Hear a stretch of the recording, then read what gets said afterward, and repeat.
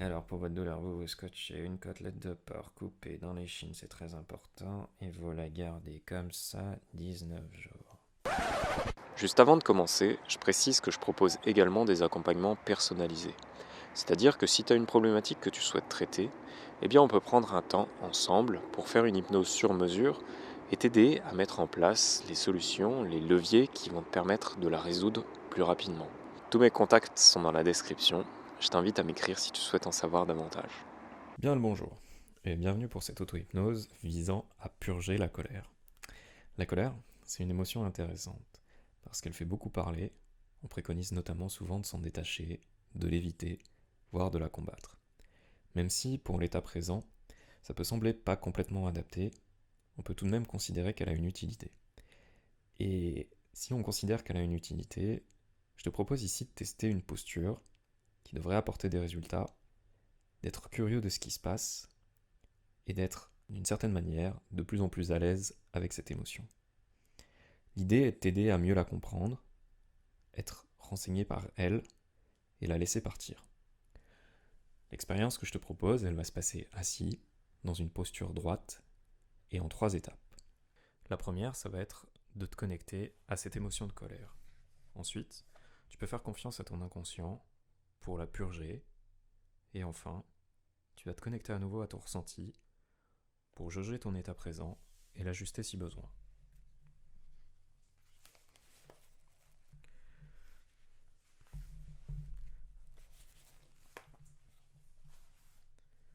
Avant de commencer, tu peux te faire une suggestion que tu fais confiance à tes parties inconscientes pour t'aider à apprendre de cette expérience et la vivre avec suffisamment de confiance.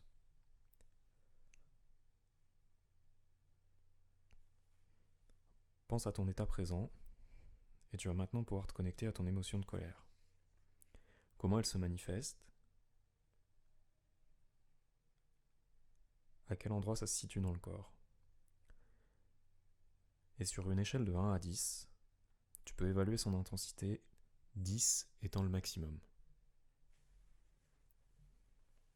L'idée est d'arriver à environ une intensité de 7 ou 8, parce que lorsqu'on ressent bien la sensation, on peut mieux s'en servir pour se guider, la voir évoluer, et en plus, ça permet d'impulser le changement. Si besoin, tu peux la faire augmenter en allant chercher des détails, par exemple sur ce qui est à l'origine de cette émotion de colère,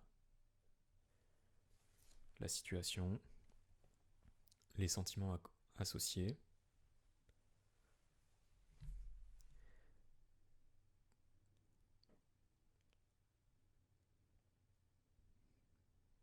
Qu'est-ce qui l'amène et comment l'intensité varie alors que tu t'y connectes davantage ou qu'au contraire, tu prends de la distance avec celle-ci.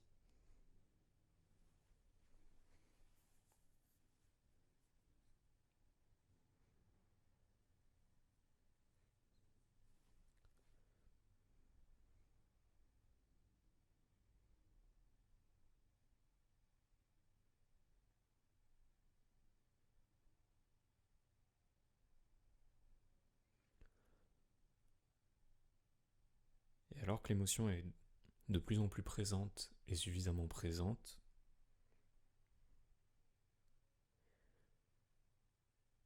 de manière très ouverte, tu peux te suggérer que tu regardes cette émotion avec bienveillance, que tu fais confiance à ton inconscient pour en retenir un apprentissage,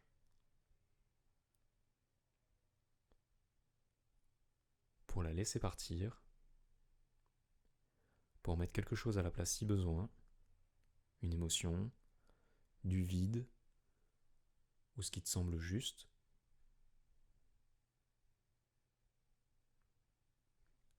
et pour le futur, faire confiance en ta capacité à gérer encore mieux, encore plus rapidement et facilement cette émotion.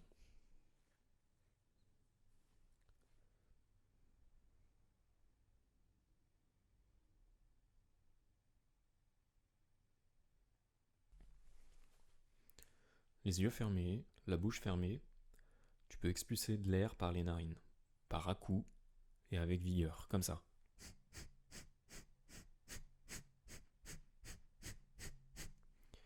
En ressentant bien le mouvement au niveau du ventre, de l'air qui est expulsé.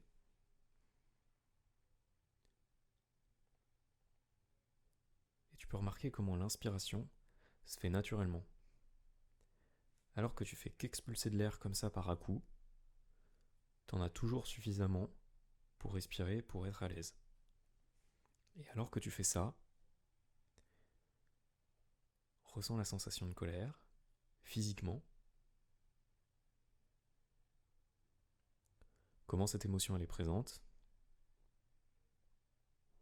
Et tu peux l'observer avec curiosité, avec bienveillance, tout en continuant à respirer par à-coups.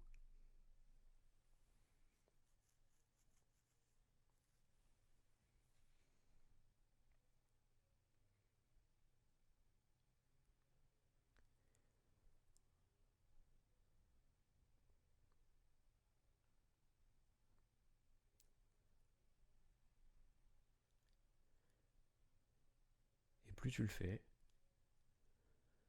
plus ça ancre les suggestions de départ, plus ça t'aide à les traverser, à les découvrir. Les traverser, j'entends étape par étape, c'est-à-dire regarder cette émotion avec considération, bienveillance, te faire confiance pour la laisser partir, tout en retenant un apprentissage, pour mettre quelque chose à la place si besoin, et la gérer plus facilement dans le futur. Tout en donnant un cadre, remarque comme ceci apporte une grande liberté à ton inconscient. C'est une manière de le laisser agir seul, de le laisser exprimer son plein potentiel.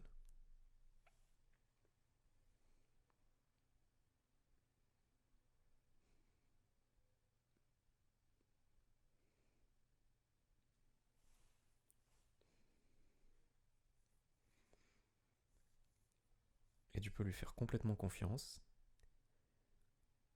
pour passer ces différentes étapes, considérer cette émotion, la laisser partir, retenir un apprentissage, mettre quelque chose à la place si besoin,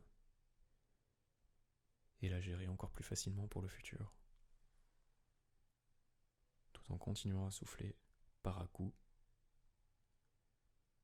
jusqu'à ce que ça soit complètement purgé, complètement l'état désiré, et qu'à ce moment-là, le souffle puisse ralentir,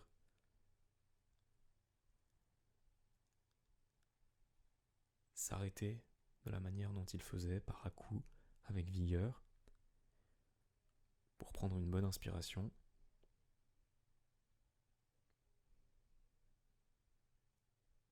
Mais avant, continue de laisser les choses se faire. Et pour aider, tu peux te concentrer sur cette citation de Aldous Huxley qui disait « La réalité n'est pas ce qui nous arrive, mais ce que nous faisons de ce qui nous arrive. » Continue à respirer.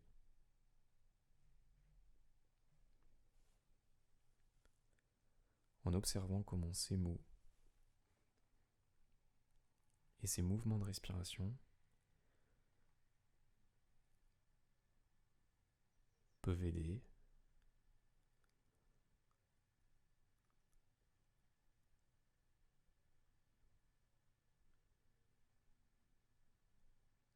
et aider à laisser suffisamment de place à l'inconscient en lui faisant complètement confiance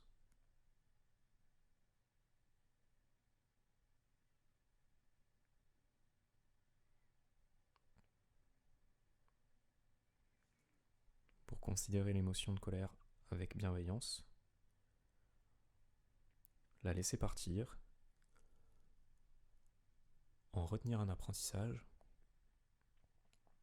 mettre quelque chose à la place si besoin, et la gérer plus facilement pour le futur.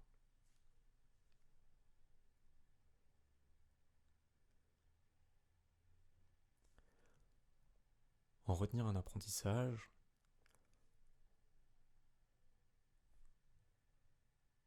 ou mettre quelque chose à la place si besoin, ça peut être quelque chose de complètement inconscient. On ne sait pas exactement ce qui s'y met. Il peut y avoir des images, il peut y avoir des sensations, il peut y avoir quelque chose de très clair, ou alors quelque chose qui l'est moins. L'idée étant de se faire suffisamment confiance à son inconscient, croire en son potentiel,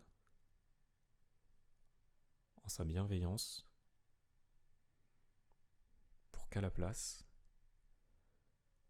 se mettre quelque chose de juste pour soi, quelque chose dont on a exactement besoin.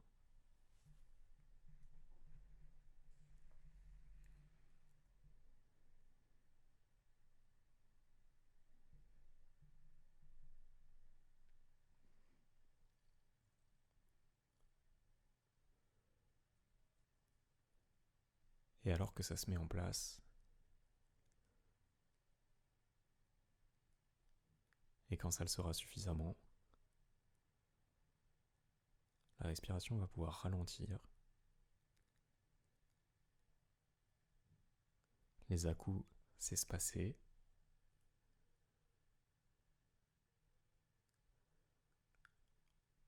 plus ils s'espacent, plus ça se met en place, plus l'état est abouti.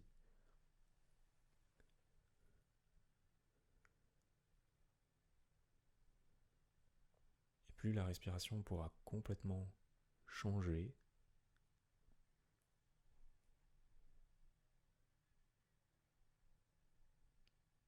pour aller vers une bonne inspiration.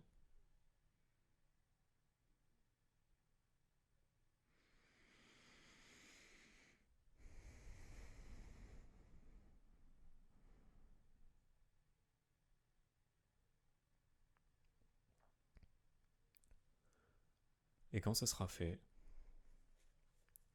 tu pourras observer ton ressenti.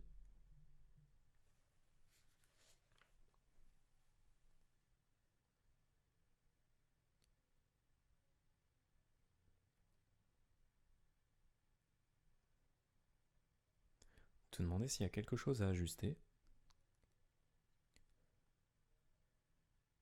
dans ton état présent, si tout te semble suffisamment juste.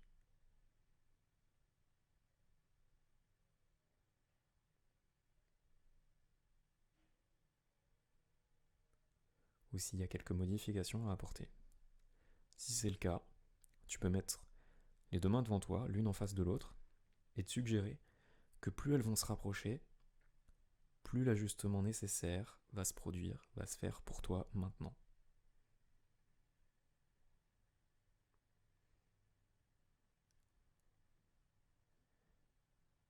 Et tu peux te faire confiance pour que ceci se fasse aussi facilement que ça.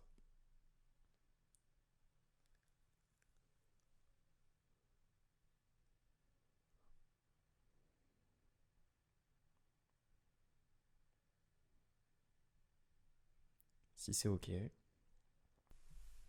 si tu es confortable avec ton état et qu'il te semble suffisamment juste,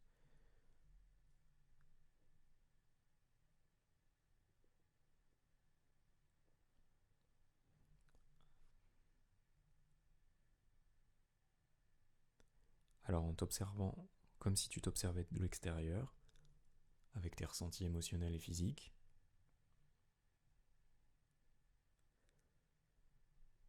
sur une échelle de 1 à 10, évalue encore une fois ton émotion de colère. Et comment elle a changé vis-à-vis du début de l'expérience.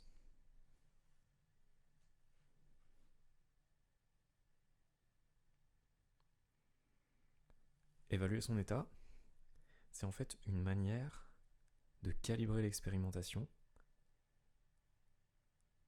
de vraiment voir, ressentir ce qui a changé, et de fait, aussi mieux se connaître.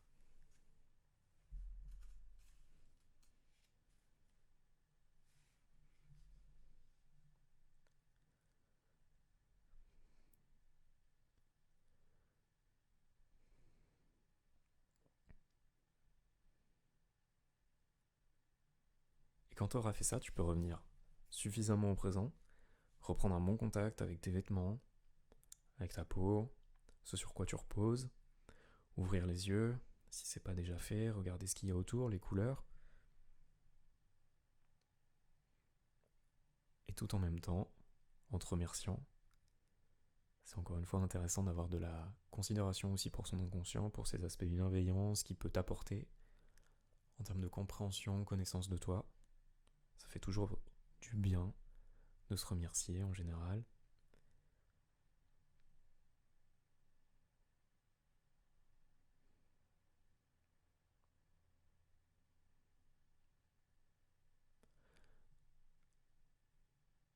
Et je pense que tu l'auras remarqué, cet exercice, en fait, il peut servir aussi pour d'autres émotions, des émotions qui peuvent être trop présentes, avec lesquelles tu souhaiterais pouvoir prendre de la distance, les faire diminuer ou t'en détacher.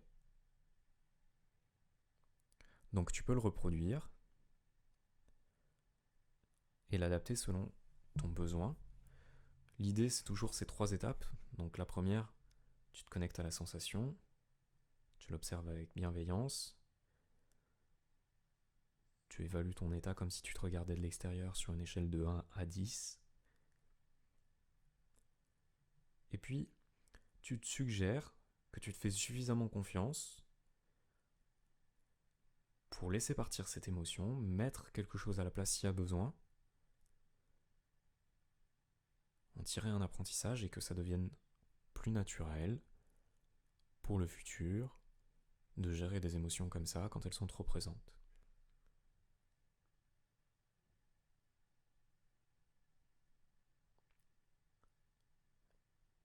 Et tu peux accompagner cette suggestion par un mouvement. Et en fait, ce mouvement, ça va te permettre d'indiquer ta progression dans l'expérience. Ça peut être avec ta main ou avec ta respiration, comme on l'a fait tout de suite. Et de dire que simplement, plus ce dont tu as besoin se met en place,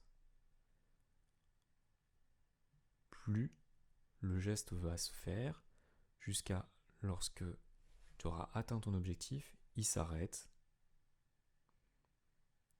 et que tu saches, ok, physiquement,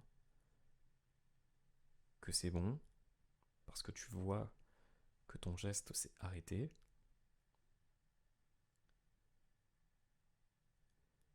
Et à ce moment-là, tu peux aussi le ressentir à l'intérieur, d'un point de vue émotionnel. Et donc dans une 3e étape, évaluer ce ressenti, voir s'il y a quelque chose à ajuster, le faire si besoin, en mettant les 2 mains l'une en face de l'autre, et te suggérant que ça peut se faire.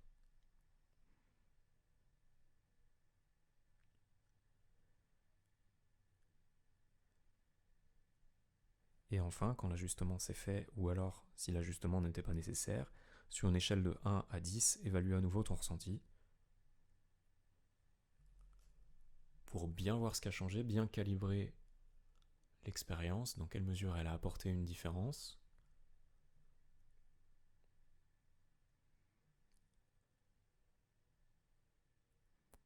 Et bien sûr, revenir à un état suffisamment présent en se remerciant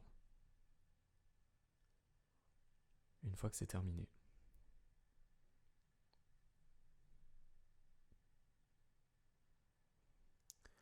Voilà, c'est la fin de cet exercice. Si tu souhaites continuer à expérimenter, ça se passe ici, et je te mets spécifiquement une vidéo sur comment convertir la colère en autre chose.